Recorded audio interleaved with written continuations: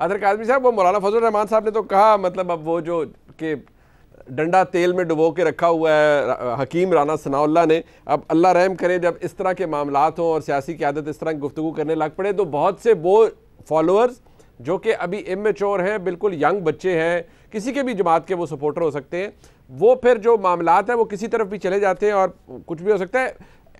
राना सनाउल्लाह साहब बेशक कहते रहे कि वो इमरान खान साहब कॉल उनके लिए अहमक है, पागल है, लेकिन इमरान खान साहब मैं समझता हूँ कि सियासी तौर पर एस्ट्यूट हैं, इंटेलिजेंट हैं।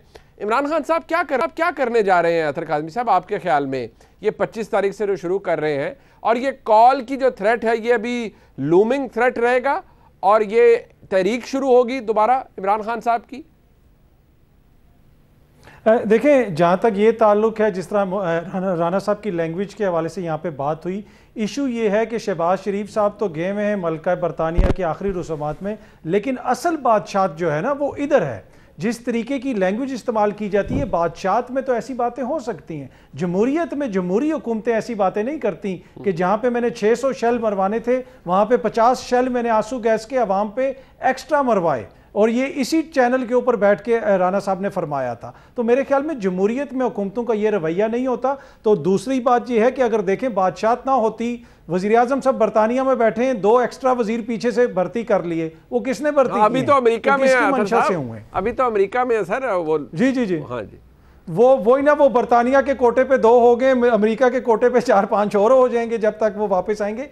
कहने का मकसद ये है कि इस तरह हुकूमतें नहीं चलती, जमहूरी हुकूमतें, अवाम को साथ लेके चलना पड़ता है। इमरान खान कोई योगोस्लाविया से बंदे लेके नहीं आएगा, वो पाकिस्तानी होंगे, जिस तरह आपने जिक्र किया, नौजवान होंगे, पाकिस्तान के लोग होंगे। अगर आप उनको इस तरीके से धमकियां लगाएंगे, कोई भी हुकूमत लगाए, यकीनन उससे कोई अच्छा उसका अंजाम नहीं होगा और कोई अच्छा नतीजा नहीं निकलेगा। जहां तक इमरान खान साहब का ताल्लुक है कि वो क्या करने जा रहे हैं, आज ही उनके एक बड़े करीबी रफीक से जो है मेरी बात हुई और मैंने भी उनसे ये पूछा कि क्या करने जा रहे हैं। उन्होंने कहा कि हम वो करने जा रहे हैं कि ये सब लोग सरप्राइज हो जाएंगे, हम इतनी बड़ी मोबिलाइजेशन करने जा रहे हैं जो पाकिस्तान की तारीख में कभी किसी ने इस तरह की मैस मोबिलाइजेशन नहीं देखी होगी।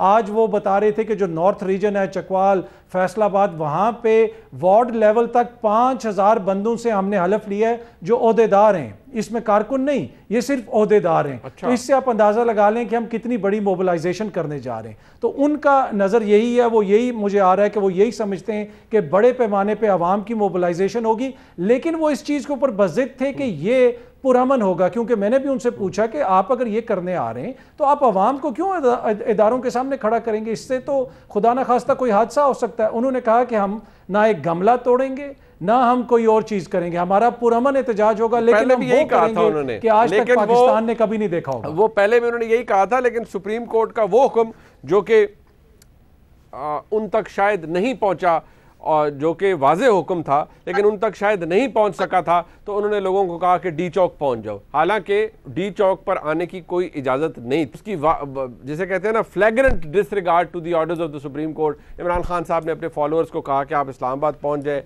डी चौक पहुंच जाएँ। अब उनमें बच्चे थे, फैमिलीज़ थी और उनके साथ वफाकी हुकूमत का मौक़िफ़ ये नहीं कि जब आप लोगों को इंसाइट करेंगे, वहाँ पहुँचा देंगे और वहाँ जाने का कहेंगे तो वहाँ क्या होगा, वहाँ पर फिर एक खुदा न खास्ता एक बैटल ग्राउंड ही बनेगा। जबकि प्रोटेस्टर्स थे, उनका ये कहना था कि नहीं जी, इसे बैटल ग्राउंड तो इंतज़ामिया ने और वफाकी हुकूमत ने बनाया, हम तो वहाँ एहतजाज करने जा रहे थे। तो दुरुस्त कौन गलत कौन, दोनों साइड्स का अपनी स्टोरी थी, लेकिन वो सिचुएशन दोबारा नहीं आनी चाहिए। लेकिन पाकिस्तान की तारीख के अंदर इमरान खान साहब का आज पूरा नैरेटिव क्या है कि जो हुकूमत में बैठे हैं बकौल उनके, ये चोर हैं, ये फ्रॉडिये हैं, ये डकैत हैं, ये लूट के खा गए, सब कुछ हो गया। अब आप देखिए वो मुकदमात जो कि नैब के ने बनाए मुतादद लोगों के ऊपर। अब जैसे मरीम नवाज शरीफ साहिबा का गुज़िश्ता रोज़ इस्लामाबाद हाई कोर्ट में समाअत हुई। अब जितनी, मैं बड़ा महज़ब लफ्ज़ है जिसे हम कहते हैं गत बनना, जितनी गत बनाई गई मोअज़्ज़ज़ जज साहिबान की जानिब से, जितनी रगड़ा मिला है नैब को, यानी नैब के सामने उन्होंने बड़े फोकस सवाल रखे हैं और नैब के पास उनका जवाब नहीं है। और उन्होंने आसान ज़बान में पूछा है कि भाई पहले ये बताओ जो ये आप जिन चीज़ों की बात कर रहे हैं उनके पीछे एविडेंस क्या है, इनका ज़रा पहले जवाब दें। तो नैब ने कहा जी हमें मज़ीद वक्त दें, यानी ट्रायल हो गया, सज़ा हो गई और अब अपील लगी हुई है। और अब अभी भी नैब कहता है कि जी हमें वक्त दें, अगर एविडेंस बहुत सारी चीज़ों का मौजूद हो तो आसानी हो जाए। इसी तरह एहसन इकबाल साहब, उनको गिरफ़्तार किया गया, उनको रगड़ा लगा। रगड़ा मैं इसलिए कहता हूँ कि सियासी लोग हैं, रगड़ा लगा दिया जी, अंदर डाल दो, शाहिद खान अब्बासी को अंदर डाल दो, मिफ्ता इस्माइल को अंदर डाल दो, ख्वाजा साद रफ़ीक, ख्वाजा सलमान रफ़ीक को अंदर डाल दो। ठीक है जी, कर लिया आपने। लेकिन आज जब अदालत के सामने, अब इस्लामाबाद हाई कोर्ट एक बहुत ही ऑनरेबल फोरम है, बड़ा फोरम है, वहाँ पर ऑनरेबल चीफ जस्टिस पूछ रहे हैं कि भाई करप्शन का बताएं कहाँ है, भाई करप्शन का बताएं कहाँ है। बार बार वो इस्तफसार कर रहे हैं, लेकिन जवाब नदारत। अब उससे क्या साबित होता है? ये तो चले एहसन इकबाल साहब एक सियासी शख्सियत है, उन्होंने वो रगड़ा भी खा लिया, लेकिन वो लोग जिनका जिक्र आज ऑनरेबल चीफ जस्टिस ने भी किया, इस्लामाबाद हाई कोर्ट के चीफ जस्टिस ने, जैसे आज चीमा साहब थे, स्टार ब्यूरोक्रेट, लायक आदमी, आप उस शख्स की ज़िंदगी के 3 साल खा गए, जेल में डाली रखा, क्या निकला? बरी हो गए, कुछ भी नहीं निकला।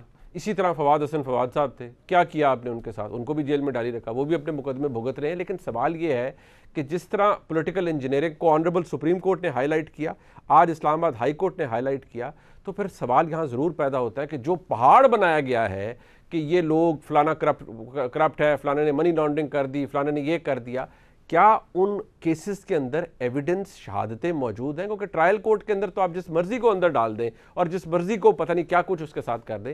लेकिन मैंने गुज़िश्ता रोज़ भी अर्ज़ की थी, जब मामला हाई कोर्ट के लेवल पे आता है तो बड़ी सख्त स्क्रूटनी होती है और वहाँ पर मेरिट पर फैसले होते हैं। और जब मेरिट की बात आती है तो वहाँ नैब गच्चा खा जाता है, नैब को भी समझ नहीं आती कि हम किस तरफ जाएँ, क्या करें। ये तमहीद बांधनी ज़रूरी थी, क्योंकि इससे बहुत फ़र्क पड़ रहा है और अब कलई खुल रही है बहुत से मुबैना केसेस की और इल्ज़ामात।